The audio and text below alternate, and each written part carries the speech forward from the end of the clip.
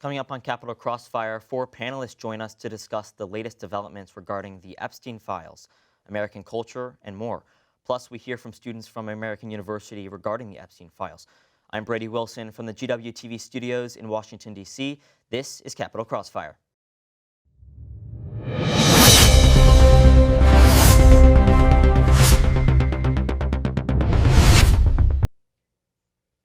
Tensions are high in the political world. A federal shutdown stalls DHS operations amid immigration gridlock. Fragile Ukraine-Russia talks in Geneva falter without deals. And President Trump's team eyes Iran strikes without pushing Gaza reconstruction. But today, we will be discussing the recent releases of more Epstein files and American culture. I'm your moderator, Brady Wilson. On the left today, I'm joined by Jared Hoffman, a finance intern for Governor Josh Shapiro, and Hugh Parker, a member of GW Dems. On the right, Ryan Van Slingerland, the president of Foggy Bottom's Turning Point USA chapter, and Ryan Steeks, the director of external affairs at Foggy Bottom Turning Point USA. Thank you all for being here, and let's get right into the questions. Since the passage of the Epstein Files Transparency Act, the Department of Justice has published over 3.5 million documents, including over 2,000 videos and 180,000 images. However, analyses suggest that this makes up only a fraction of the total amount of files released. Do you believe the Department of Justice is already being transparent about Epstein's crimes, or do you believe they need to investigate further? We'll start on the left with Jared, and we'll move down the line.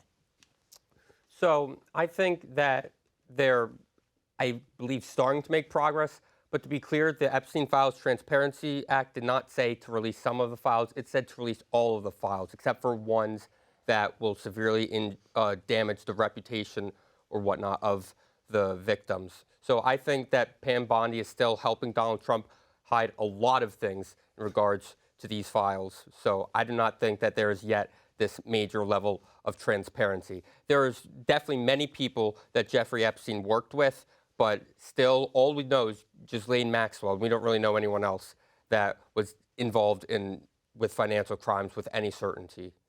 Thank you, Hugh. I think it's frankly ridiculous to believe that the Department of Justice has been at all transparent. Several times violating the Transparency Act, either with delays, not releasing all the files, or releasing files so heavily redacted that they essentially only contained black highlights. For the FBI to not only release all these files and spit in the American people's face, but to then come out and say that they have decided that there is no conspiracy, is frankly ridiculous. It's an affront to the American people, and it's a gross miscarriage of justice. Thank you. Let's hear from the other side. We'll start with Ryan S. Yeah, I think we can all agree, that we want the Epstein files to come out in its full totality, and I think that this president has done more than any other president and any other administration in history in getting these files out. We know he's been trying to be transparent, and of course, yes, there is redactions because we don't want victims to be exposed. We don't want, explicit images to be put out to the internet, right? So we want to kind of go about this to where we can protect people, but also having people protect victims and also be able to, go about that. And I think, Ryan could probably touch on that a little bit more as well. Well, you talk about President Trump not releasing, quote unquote, enough files. Last time I checked, Joe Biden released how many files? None. So the fact that the left sits here and complains that, oh, Trump's not releasing the files fast enough, he's not releasing enough of them, that's not a good argument. Biden released none of them. He had them all 4 years. Not a good argument. What President Trump has done, yes, we might not know why he's taking so long to release the files, but there are files that are being released. At the same time, like Ryan said, and like Jared said as well, a lot of these files also have pornographic materials. They have things that, frankly, the public doesn't need to see and should not be released to protect the victims. So that is why the president has been carefully going through the files and releasing them that way. And yes, there are probably a lot of names that we still don't know, but I trust that the president is doing what's right for the American people and releasing the files promptly. Thank you all for your thoughts. Let's move on to the next question. Attorney General Pam Bondi testified before Congress last week in relation to the Epstein files. During that hearing, it was revealed that the DOJ had been tracking lawmakers' search history within the Epstein files. Is it appropriate for the DOJ to do this kind of surveillance on members of Congress? We'll start on the right with Ryan V. I mean, in terms of the Department of Justice, I mean, it would be hypocritical of me to sit here and say that the Department of Justice can just do what it wants and check the search histories of members of Congress in this way, when obviously the President Trump has made a very clear point on the lawfare that President Biden used against him and other members of the Republican Party. So no, actually, I have to disagree with the Attorney General and looking in that sense. It's not right. I'm not going to sit and I will critique the president where needed, but no, I don't agree with that. Thank you. Ryan S. Yeah, I have to echo exactly what Ryan said, and then we have to hold some people accountable, and I think that that's totally not acceptable. I think we can all agree on that. Thank you. You? I hate to be seen agreeing with the Ryans, but I have to agree. It is. It's okay. We don't bite. It is frankly disgusting that Bondi would bring that to a hearing, let alone do it at all. Well, to try and use the lawmakers' own pursuit of justice against them is essentially using the Department of Justice not to bring justice to anyone but to the leisure of President Trump. Well, I guess we have unanimity here. I think it's also disgusting for Attorney General Bondi to go to a hearing and bring the search history of the lawmakers who are doing their best to bring oversight to the federal government and try and use that against them. It's a weaponization of the Department of Justice, and that whole hearing, frankly, was something else. Very, very unprofessional. Thank I you think all. something else I'd like to add too. I think just because this is one instance where the Attorney General has done something wrong, I don't think that one instance should take away from the other work that President Trump and his administration have done in attempting to be transparent and reform the DOJ and the FBI. Just to counter his point of the Trump administration being transparent, the DOJ did take down 900 files that contained Trump's name in the Epstein files a couple weeks ago. Do you have any comment on that? What's your source? The DOJ file list that went from about 5,700 to 4,800 when you looked up. Again, it's like I said before, like we don't know specifically what are in these redacted files or what may or may not be listed in them. So, but I trust that the president knows what he's doing when he's redacting these files to protect the American people. And frankly, to go on that point of trying to accuse the president of wrongdoing in this Epstein case, like we've seen in the files that he was in fact a whistleblower against Ghislaine Maxwell. Like we've seen that he sued Jeffrey Epstein. We saw that he cut his ties. So really, any more argument that he may or may not be implicated in wrongdoing, it's just pointless. Yeah. You want to go ahead? You go yeah, first. Just kind of to echo what he was saying. Donald Trump was one of the first people to come out against Jeffrey Epstein. He had a phone call with the chief of police in Palm Beach, and he called him out, and he also threw him out of his club, and he sued him as well. But in 2008, Donald Trump personally called the police chief in Palm Beach and thanked him for investigating Jeffrey Epstein, and he told him to focus on the disgrace and financiers, quote, evil accomplice, and that was Ghislaine Maxwell, and that was in a new released FBI document as part of the Epstein Files release. Look, so I think all of this it's very, very possible. In fact, I'll say, of course, at this point, probable that that Trump wasn't involved in the child trafficking part of Epstein's life. But at this point, what the American people want and what President Trump even campaigned on was releasing all the files and letting the people decide where the chips fall.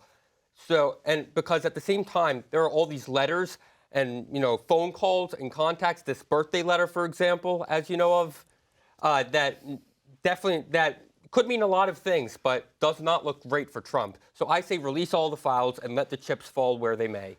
And just to add on, you said that call was in 2008, right? Mm-hmm. Well, there's dozens of photos since then of Trump and Epstein together. Epstein was allegedly at the White House at one point during Trump's first term. What's your source?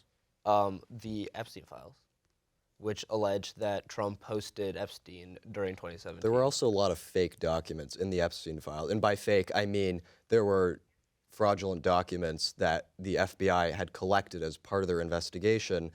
So it doesn't mean that just because it's in there, it means that it's true. It just means that the FBI and the DOJ collected it as part of their investigation. And unfortunately, due to time, we do have to move on to the next question. So we'll move on. Former U.S. President Bill Clinton and his wife Hillary Clinton agreed to testify before the House Oversight Committee regarding their ties to Jeffrey Epstein and are set to do so next week. However, both asserted their innocence, with Hillary suggesting that this was a cover-up on the Trump administration's behalf, and Bill denying having engaged in Epstein's criminal activity despite being featured in the files. What do you think we can expect out of this hearing? We'll start on the right with Ryan V. Really? There are clear photos of former President Bill Clinton in a hot tub with women, with Jeffrey Epstein. He was caught in 4K. I don't know what else to tell you. And the fact that they, yeah, you can call President Trump not transparent because he's taking his time releasing the files, but here's a man and his wife who both do not like President Trump, who have both clearly have done wrongdoings, and who've attempted to evade Congress, and now they don't want to be held criminally liable, but it's probably going to end that way. So I think it's great that they're finally deciding to just take it and go in front of Congress, and whether or not they're going to be truthful, I don't know. I would not be shocked if they go up there and say anything but the truth. But I think to say that, for them to sit and say that they're innocent, come on, really? We're not stupid. Yeah, Ryan summed it up pretty well. I mean, we all know that former President Bill Clinton was heavily involved in what was happening with the Epstein files, and I think that they're just trying to go in and flip the script and blame the president for the problems that they were involved in. And that's simply put. I mean, he nailed on the head there. I think to counter, Bill Trump can easily mitigate Bill Clinton's, what y'all are claiming will be an obvious series of mistruths, by just doing what Clinton is doing, by going and testifying before Congress himself, something that he has refused to do so far. I mean, I agree that is of course a reason that the House Republicans are only insisting that Bill Clinton and Hillary Clinton be the ones that testify, and don't really care to have Donald Trump or any other major Republican/conservative figures testifying on the matter. And at the end of the day, to be clear, I don't think Bill Clinton is a man of great moral character. He obviously proved that well in the White House with the whole scandal. But also since then, but also it's not great to see that he has had such a relationship with Mr. Epstein. But I don't think we can claim that somehow Bill Clinton is in some sort of major not certainty, but major likelihood of wrongdoing in regards to Epstein, while just saying that the whole Trump relation with him is some sort of hoax. I don't really think we can go down that route. I think there's some sort of likelihood that they both might have done something, but at the end of the day, right now, only the person who was president 20 years ago is being investigated. They're not looking at all into Trump. Well, Thank the you. evidence against Bill Clinton is damning. I mean, we've seen the pictures, we've seen the flight logs. He's been to the island. President Trump never went to the island. Can you explain that? I mean, I'm just saying where I think we need to release all the files, let all the chips fall where they may. And we agree with that. We want all the files to be released. But it's a process. You can't do that overnight. Look, I think they're trying to pin all the blame away from the current president and towards Mr. Clinton, when it's just not obvious whether or not he did it or not. Thank you. Due to time, we do have to move on. Now let's hear from Crossfire correspondent Joan Schur on the controversy surrounding a professor at American University over his involvement in the Epstein files. What do you do in the face of evil? American University students are reckoning with this very question amid the release of 3.5 million redacted files related to Jeffrey Epstein. Among them, a shocking revelation about School of International Service professor and former U.S. ambassador to Mexico, Earl Anthony Wayne. The email, pictured on screen now, reveals appalling details about Wayne during his time as ambassador. In Mexico, a judge was issued a bribe, and an ex-Marine was sent to serve Wayne's life sentence. Additional FBI files from 2019 possibly corroborate the story. In the face of this, AU students ask, what now? They can't just run him out of town with the drama of an old Western where the evil villain is brought to justice by the hero. Instead, American turns to their rich history of student protest to make their voices heard. I got the chance to sit down with Ada Norden and Tanishka Khanna, members of AU's No More chapter and organizers of a recent protest against the university's handling of Wayne. So what has been the general reaction on campus? I think a lot of students are understandably pretty outraged and extremely concerned, and especially with AU and the Professor Wayne himself's responses. AU has sent out emails to people calling this a single internet rumor. Earl Anthony Wayne himself sent an email to a student calling the child who he is allegedly assaulted a young Mexican female rather than an 11-year-old child. And as survivor advocates, we know that that kind of language is telling. Yeah, I would say a lot of students were really upset. I saw like all over Instagram people posting about it, all over Yik Yak, which I checked for the first time in like months just to see that everywhere. So far, they've only sent out emails to SIS faculty and students, not everyone. So there's a lot that's still up in the air. And even in that email, it just said, update on unverified report about an AU faculty member. And kind of going off that, has Professor Wayne just been able to continue his classes? Has everything kind of just... Do you want to, or should I? Either works. Okay. So Professor Wayne, the classes have continued. We heard from students who were in his class that it was at first moved to a different location and that it was then completely moved over Zoom. But as of now, yeah, he has still been teaching completely. There was also a sign outside of his office. He's still doing office hours. He definitely hasn't faced any sort of probation or anything like that. And also just, I don't know about like last week's class with the week of the protest where everything first came out, that class was taught online by Zoom, and apparently we heard that he was on the main call, but he wasn't the one teaching the class. I don't know if they already had a scheduled guest speaker or it was just in response to all this, but that's what we heard. And as far as you know, has attendance of all of his classes kind of been consistent, or has there been like a sharp drop-off? We don't know for sure. However, he teaches a grad theory class, and he also teaches a very, very sought-after capstone. So they're pretty mandatory classes for people to take. So I think students are in a tough position of like having to show up because they're gonna have to graduate, but knowing that he's still there.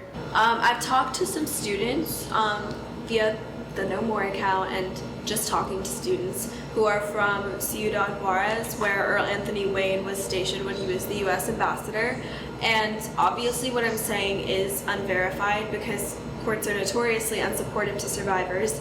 But apparently he is known in the community for these allegations. And that, yes, the Epstein files came out, but this is something that's been talked about for a long time. And not just those specific allegations, I think it was just that he was kind of known For being a predator to children. Yeah. And I guess my last and final question is if you could just give a short message to the kind of up there staff at AU, what would it be? I would say to the AU staff to please read our demands immediately and give us a response that we deserve. SIS, which is ranked not just top 10 in the country, but top 10 in the world in foreign policy, like education, that ranking that they love to like tout and use for clout is because of your students, not because of the admin. Today, we've seen a crooked administration covering for heinous crimes, and students fighting back the right way. Follow No More on Instagram for more information and ways to help. This is Joan Schur with Capital Crossfire, signing off. The man with the silver-knobbed whip? I said Liberty Valance. But if that's what you gotta do, you better start packing a handgun. A gun? I don't want a gun. I don't want to kill him. I want to put him in jail. Thanks, Joan. President Trump announced the Trump Kennedy Center will be closed for 2 years for renovations. This announcement follows a string of artists boycotting the venue due to the addition of Trump's name onto the center, along with greater involvement from the administration. Do you believe this closing is a good call by the president? We'll start on the left with Jared. Well, I think it's closing immediately after him putting his name on it is very metaphorical for what we're seeing out of this president. I don't think we need to be closing the center. I don't think he obviously should have put his name on it in the first place at all. The Trump and Kennedy Memorial Center does not make sense considering the president is still alive. I don't really think there's any need to close it right now. I was in there a few months ago. It seemed perfectly fine to me. I don't think that, this is a pressing issue at all to Americans to try and focus on this for the president. Thank you, Hugh. Well, I'll just call it what it is. It's a ploy to save face for the president. The Kennedy Center, since he took over, has been declining in attendance and has been declining in quality. And I think Trump has recognized that, and he cares more about his public image than anything else. The closing of the Trump Kennedy Center is just a blatant attempt to try and cover up for the fact that he is failing as his role as the chairman of the center. Well, I wouldn't go as far to say as that that's the reason why it's closing. We do know that they do need renovations, and they have a legitimate reason for it. But I will also agree with you in saying that President Trump's name probably shouldn't be on the Kennedy Center. Yeah, I can't disagree. I was also a little shocked when the president put his name on the building as well. In terms of closing it down, I'm not an architect. I'm not a builder like the president, so I honestly can't really speak. I've been to I was at the Kennedy Center recently for an event. I personally didn't see any problems, but again, I'm not an architect. I don't know these things. I trust the president. Whether or not the Kennedy Center actually needs to be closed for as long as it is going to be, I don't know, but it's not something I really view and be like, oh, I disagree with this, oh, this, that. It's. Thank you all. We'll transition to the next question. After Puerto Rican rap artist Bad Bunny's Super Bowl halftime show, Representative Randy Fine announced that he and other Republicans will send a letter to the FCC calling for, quote, fines and broadcast license reviews against the NFL, NBC, and Bad Bunny. House Republicans are suggesting the content and lyrics of the Puerto Rican Stars show were illegal, even though many of the lyrics they cited are translations of his songs, but were bleeped out or not actually performed during the show. Do you think this proposed investigation has any merit? We'll start on the right with Ryan V. Yeah, I think that there is merit to the investigation. It's not the first time that there has been backlash against songs played at the Super Bowl in terms of whether or not it's sexually explicit or not. In 2023, there were, I can't remember the exact number of reports, but it was in the hundreds of people who, I believe it was Rihanna or Beyonce. I can't recall. It's slipping my mind. But It was Rihanna. It was Rihanna, thank you. Yes. But there were hundreds of reports looking to investigate into Rihanna's 2023 halftime show. So it's not unusual for this to happen. I don't speak Spanish, so I honestly couldn't have told you what he was saying, so I can't really comment on that. But it's not out of the blue. Thank you, Ryan S. Yeah, I've looked up the lyrics. He translated. I think, I'm kind of glad it was in Spanish because I actually wouldn't want to hear those lyrics in English. I think they were pretty vulgar and not representative of what we are as a country. That's pretty much all I have to say. I agree with everything that Ryan said over here. Thank you. Hugh? I think that he is a mainstream artist who has some of the most popular songs in the world. I think most of the people who watched it already heard his songs, and the NFL did a fine job censoring even in Spanish. But to the defense of some conservatives, this is not purely a Bad Bunny issue. I remember in 2020, they protested Shakira or not Shakira. Shakira. Was J-Lo. it Shakira? Yes, it was Shakira and J-Lo. They protested Maroon 5 when the lead singer took his shirt off there, and they protested Janet Jackson and Justin Timberlake in the 1990s. So I don't believe this is purely targeted at Bad Bunny. I think that a lot of conservatives just tend to not want any sort of vulgarity or overly explicit lyrics in their broadcasts, even when they can't understand them. Thank you, Jared. So I do agree that there has been many issues with vulgarity or graphical things. For example, the Janet Jackson scandal was a big deal at the time. And there have been other things like Maroon 5 when the main lead took off his shirt, of course. But I think this is also aimed at the fact that they're trying to find something wrong with this because they're mad that it's someone who speaks Spanish, someone who doesn't approve of what ICE is doing, and that at the end of the day, they don't want a person from Puerto Rico doing the halftime show at all. I thought it was a great halftime show, definitely in contrast to a boring game, but I thought everything he did was fine. I think this is just, a witch hunt. Thank you. We'll continue on. Recently at the Winter Olympic Games, several freestyle skiers on Team USA fielded questions on the U.S. political climate. Olympian Hunter Hess expressed mixed emotions representing the U.S. right now. President Trump responded calling him a, quote, real loser. Should Olympic athletes publicly express political criticism of their home country while representing it at the Olympic Games, or does it so undermine national unity at the purpose of international sports? We'll start on the left with Jared. I think that, they're free to criticize their countries all they want. I think they should accept that they are representing their country, even if they don't really agree with, the leadership, and they can say that, and they can claim that the president doesn't represent their country all they want, but he does represent his country. I know that was specifically along the lines of his claim, so I'm trying to definitely address that. But I think they should still all be open to, criticizing their country, as long as he's good at what he's doing, which I assume he is because he's in the Olympics. I think he should still be more or less free to say what he wants. We do not live in China, we do not live in North Korea, we do not live in Russia. I think that they are public figures. They are allowed to criticize the United States and the governance of it. They did not say that they do not represent the United States. They only said they do not represent everything that is happening in the United States, and I think that's fully within their rights.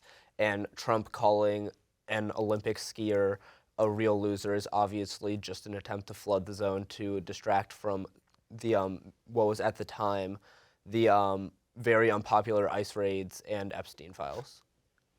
Yeah, I mean, it's one thing to say that he shouldn't have the right to say that, which, I wouldn't necessarily agree with because I believe in the Constitution and, the freedom of speech. But it's also very disrespectful to the country that you're representing. You wouldn't go to a GW event, publicly and bash on GW. I wouldn't do that right now. So what's the difference? I think that the vice president said it perfectly, and it's when you are representing America abroad, the party politics stays at home. If you want to complain about what's happening in America, leave that in America. But when you're going abroad and you're representing the Stars and Stripes, that is what you're doing. You might not agree with it, but you're wearing that flag. So to go abroad and say that you don't feel like you're representing the flag or that you don't want to, then go home. You don't have to. It's as simple as that. Again, the vice president said it perfectly. I think that when you are abroad and you are wearing the Stars and Stripes, you stay and you represent the U.S. Like, look at the brave men and women in the armed forces. Like, I'm sure not all of them are Republicans, not all of them are Democrats. They're either or, but you don't see them going on the battlefield and putting their political views out there. They go and they represent our country, and our athletes should be doing the same. And I mean, and Jared, you're completely right. We're not China. Like, we're not censoring this, but I think that to sit and say that, oh, I don't want to represent the country, then don't. You don't have to. No one was making him do that, so it's as simple as that. And then to see other Democratic lawmakers like AOC and Gavin Newsom go abroad and do the same thing and trash on the president, trash on the United States, like what are you doing? There's a common understanding on both sides of the aisle that when you go abroad and you're representing the United States, you're representing the United States, not your specific political party. Thank you all for your comments. Should the Federal Communications Commission enforce equal time rules on shows like Jimmy Kimmel and The Late Show to counter perceived Democratic bias? We'll start on the right with Ryan V. Yes, absolutely. I mean, I think when that law was passed originally, and I believe it was 1936, 34. correct? 34? Yeah. 34, pardon me, 2-year difference. In 1934, when that law was passed, obviously I don't think that they would have thought that we'd have as much television as we do today, as many of these different types of shows as we do. So I think, times are changing, and it's completely fair to add the fair time rule to including late night and daytime show hosts as well. I think that we have seen that, and I don't want to say this as a blanket thing, but I think we have seen that certain more leftist media tends to disparage and discriminate against members of the right and conservatives in terms of fair share of media time. So I think it's completely fair, and I think that the left saying that, oh, it's just an attempt by President Trump to silence his critics, I think that's a completely baseless claim. Yeah, certainly. I think Ryan hit it on the head there. The case we're talking about here is with Stephen Colbert, And if you know, I don't know if you guys read the article, but the first 3 paragraphs, it says exactly what, the answer is here. And it says that the FCC equal time rule for candidates, right, they presented options for how the equal time for other candidates could be fulfilled, and the network decided to present the interview through its YouTube channel with on-air promotion on the broadcast rather than potentially providing equal time options. So the network opted to not show the equal time, and now they're going to complain that they had to put it on YouTube when they decided to do that? I do believe that the equal time rule is an important part. I also would argue that if you're arguing that conservatives don't get equal time, Fox News in 2022 during the Dominion lawsuit was actually found that they can't be held legally liable for misinformation because they can't legally be considered news. So I would argue, why is there no equal representation there? They're not news. Why is liberal viewpoints and liberal talking heads not getting equal time to the conservative talking heads and President Trump himself, who get plenty of airtime on Fox News? No, you're right. I won't disagree with you. That's completely correct. But I think we have seen that the left-wing media has been completely unfair to conservatives. We look at the last election, which, again, correct me if I'm wrong, I believe it was ABC who gave Kamala Harris interview time and refused to give President Trump. And I think, we all saw that was national headlines. So I think to use that one kind of more minute example compared to something like this, baseless claim. Since Trump has been president, to be clear, he has been on pretty much every news channel giving interviews from CNN, NBC, Fox News, etc. Maybe he'll even come on Capitol Crossfire one day. But I do think that the equal time rule is important, but I don't think it necessarily is supposed to apply to these late night interviews. That's just part of the regular programming. The purpose of the equal time rule is so one network doesn't only air, Democratic ads, or one network doesn't only air Republican ads. And that's more or less followed. I remember during the elections, and I'm sure as we get closer to the midterms, we'll see on Fox News there will be both Democratic and Republican ads, and same thing for CNN and MSNBC and etc. But I don't think that they necessarily needed to try and regulate this interview in any way like they did. Well, you keep saying that the president is on airtime. Last time I checked, he is the president of the United States, and this does not apply to him. It applies to candidates who are running for office. And a lot of people take late night show, and actually, yeah, like Ryan was saying, if a late night show is using that time to put a political candidate on air and let them talk about their candidacy and their campaign, then why should those rules not apply? I think the strong reason it shouldn't apply is simply because I believe that the purpose of the equal time rule, at least in my opinion, is to apply to ads so that people get to see ads of all sorts of different kinds of candidates. I do believe on a moral perspective that, shows to the best of their ability should try and portray all perspectives and get all sorts of people interviewed on, the perspective of morals. I've always thought that it could be good if some Democrats try to go on Fox News. I know they might not get the most as friendly of hosts as they would on CNN, but I do believe that it is important for networks to have both kinds of people still. So I agree to that extent that they should be doing maybe more to try and get a more diverse viewpoint. But there's also Fox News shows, to be clear, that only really seem to have conservatives these days as well. So, well, I mean, thank you all. We do unfortunately have to move on for time, but thank you all for your comments on this topic. Next up, we'll hear from Crossfire executive producer Devin Gilbert on the SAVE Act, which recently passed the House and would require documentary proof of U.S. citizenship to vote.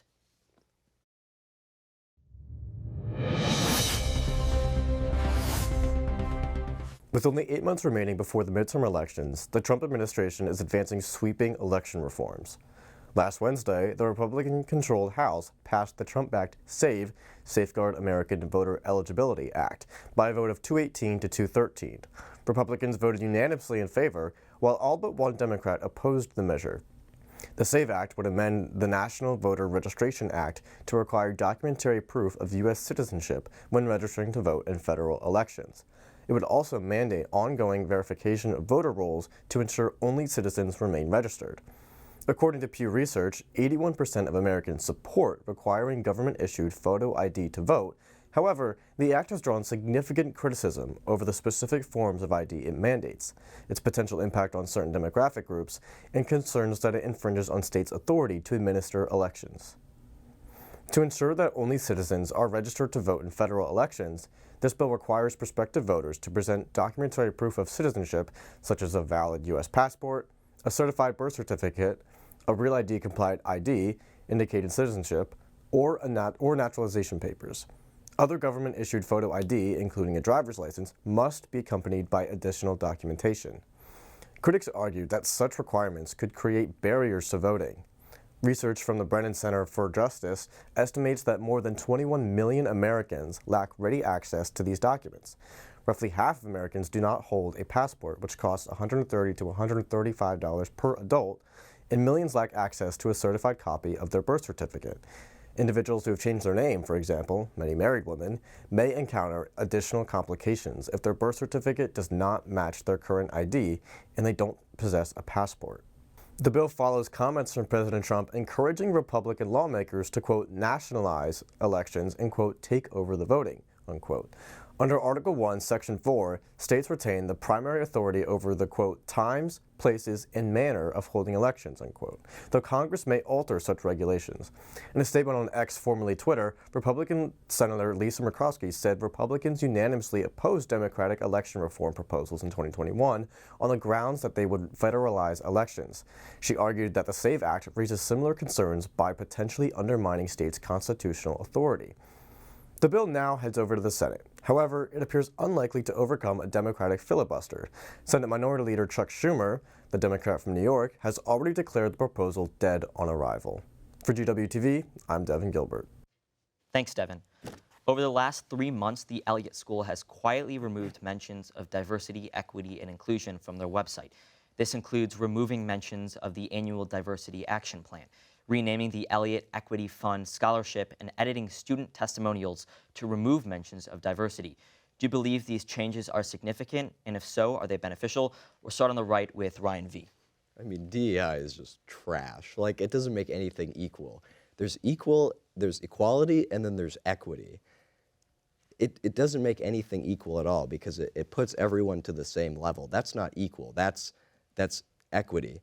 Equal is when everyone has the exact same opportunity, but obviously if it removes merit from the equation. And in a society like ours, we want to value merit over just picking someone based off the color of their skin or their gender. Like, how does that sound fair at all?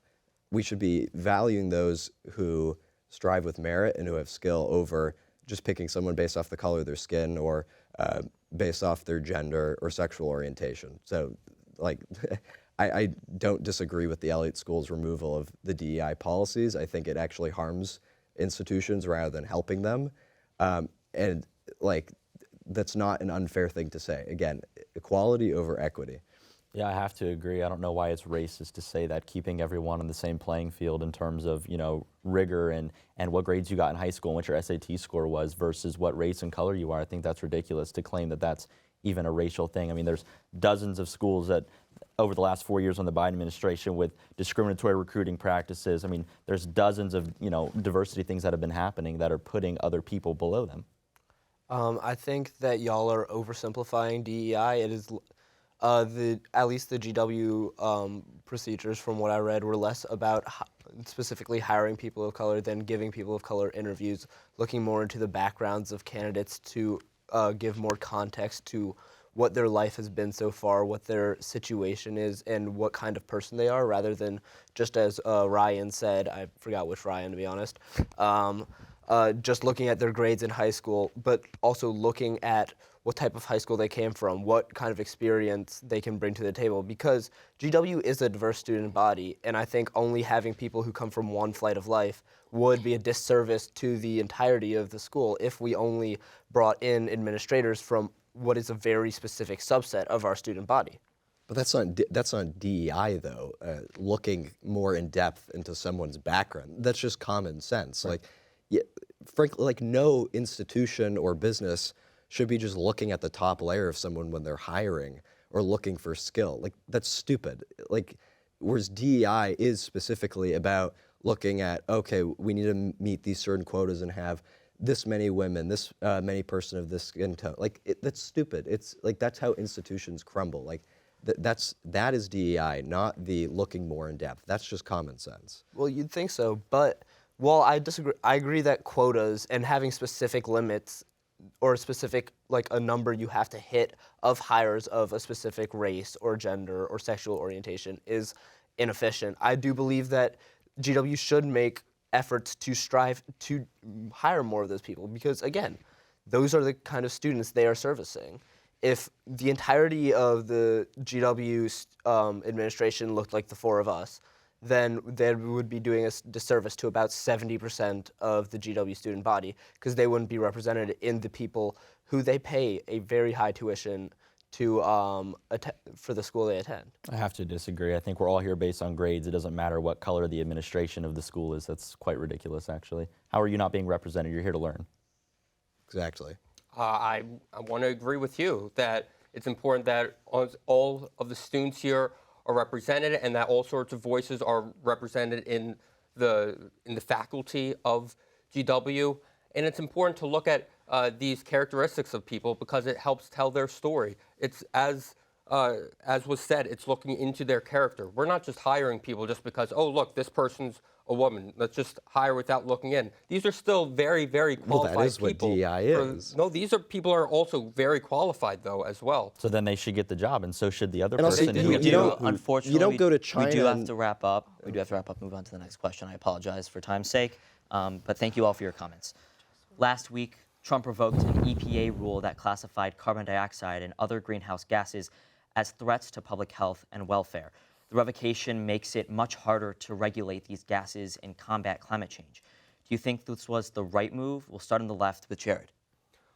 This was obviously a very, very disastrous move. What we saw on what he's doing is basically saying that carbon emissions, which scientists have proven over and over again, are a threat to public health because they ultimately help serve to increase the temperature of the Earth. He's basically saying that he's basically trying to throw that away and discredit scientists so that he can keep drilling oil. Well, what I think is happening is that he's trying to get rid of any impact the EPA used to have. From my perspective, we should not be going back in time. We should be moving forward in time, and I will always strongly believe in. Who cares? Like, where were these global warming people like 3 weeks ago when DC had like one of the worst blizzards it's had in like a decade? Like, well, it's not where were the global warming people? All then? scientists have said there's more that climate change comes with more weather variation, hotter summers and colder winters. And additionally, this finding, of course, how much do you think it's increased Trump's billionaires' friends' net worth? This is just a blatant move to deregulate oil companies, deregulate AI companies, and deregulate the auto industry, and to pad the pockets of every single one of Trump's donors. Yeah, I don't know. I think we have to look at American industry, and we saw that over the last 4 years we had all these EV mandates, and we know that the American people don't want to all have to buy electric vehicles. Why don't we talk about how disastrous it is mining batteries in other countries over in Asia and Africa, mining batteries with slave labor? I mean, how is that not as detrimental? I think that slave labor is a very separate issue than climate action. But they're very. But it's not. They're joint together in this case. Because you can't have one without the other. No, but you can. I think that saying, oh, we have to have slaves so that we can save the climate is an insane statement to make. I think that the working conditions of other countries, first off, we are in an American debate right now. But second off, obviously, slave labor is an egregiously horrible thing, should not be happening. But I think that the mining of batteries, if done properly with an actual labor force made of paid workers, would be very favorable compared to the continued drilling, fracking, and destruction of our planet due to oil mining. So is mining Thank you batteries all. not destructive? We do have to move on again. I completely apologize. But finally, on a bit of a lighter note, did any of you guys get a chance to see the Buddhist monks in Washington, D.C. last week? And if so, did any of you guys take pictures with them? I definitely saw them all right. And the whole half of Metro PD that was along with them closing off all the roads. No, I didn't get a chance to take any photos with them, but obviously walk for peace. We all want peace, so can't disagree with that. Although it did very much annoy me driving around the city that day. So. Yeah, same here. I mean, I saw maybe 3 of them. I never saw the whole collective group. I just know that I tried to go to the gym and it was closed, so I was a little sad. But I think it's worth it for world peace. So Got to I get think we can all those agree on that. gains in. I will say I did miss them because my Vex ride back from the Vern did take 3 hours. Because of How them. was that? Was there an alternate stop? Because they closed that whole area. I started petitioning about halfway through Georgetown. Was to that just let you us on out. the roof of the Vex bus that I heard? I saw that on Facebook. No, but that was a very inspirational moment for me. I saw a lot of them. I didn't go like any of the speeches like that was in the USC or anything. I did not take any pictures with them. I didn't really honestly hear that much about it before it started happening, but I agree with the whole cause. You know, world peace is very important, and they were clearly very dedicated to have come all the way from Texas to walk all the way here. So. Well, thank you, the 4 of you, for joining us on Capitol Crossfire this morning. Thank you for your time and thoughts. We all really appreciate it, the whole team. And we will be back in just a moment for our fact checks.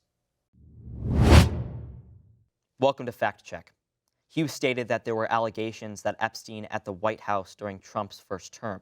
There was no evidence that Epstein visited the White House during President Trump's first term. However, he was reportedly hosted multiple times in the 1990s during the Clinton administration. Ryan V. suggested that President Trump is an architect and a builder. He is neither. Prior to becoming president, Trump worked as a real estate developer, business mogul, and television personality. Hughes stated that Janet Jackson performed in the 1990s. She performed with Justin Timberlake at the Super Bowl halftime show on February 1st, 2004. Ryan V. supported the removal of DEI initiatives at the Elliott School, citing unfair quotas. There are no official quotas. DEI at GW is designed to remove barriers to access, not to create numerical quotas for hiring or admission. Ryan V. cited Trump's social media post where he questioned how the world can be warming when it is so cold and called temperatures nearly unprecedented. Trump also called advocates and scientists environmental insurrectionists. More than a dozen scientists responded to his post, telling the Associated Press that Trump's claims were wrong. They point out that even in a warmer world, winter and cold occur, and they never said otherwise. Well, that's all we have for this episode of Capitol Crossfire. Be sure to check us out online at www.gw-tv.com and follow us on Instagram and TikTok at GW Capitol Crossfire. For all of us at GW TV, I'm Brady. Thanks for getting caught in the crossfire with us. We'll see you here next time.